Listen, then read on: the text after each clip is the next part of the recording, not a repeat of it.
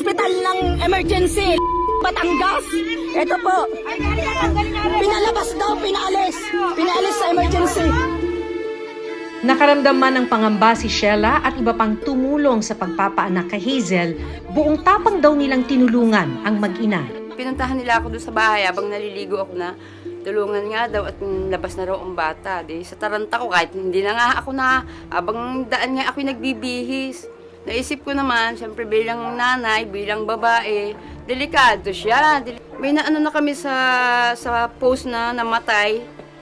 Yung mag-inang pinaanak na din ng kumadron, namatay ang ina dahil hindi na ilabas yung inunan. So, yun ang una ko naisip, kaya pinakialaman ko na.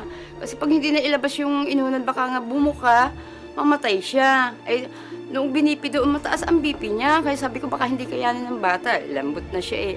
Kaya, mupo na ako doon, pinakialaman ko na. Sabi ko, bumuka ka.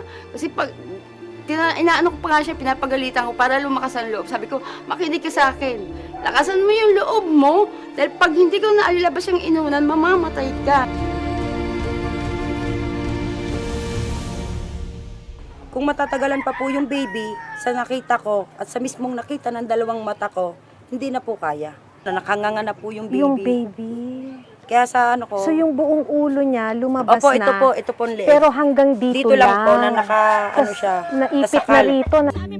Dahil menor de edad, peligroso ang panganganak ni Hazel, lalo pa kung nasa labas ng maternity clinic o ng ospital. Leg na leg po yan. Nandito po kami sa kalsada. Ayon sa isang OB gynecologist, maraming problemang pangkalusugan ang pwedeng mangyari sa mga batang ina. 2 hanggang 5 beses na mas mataas ang risk na mamatay sa panganganak ang batang ina kumpara sa mga adult mothers.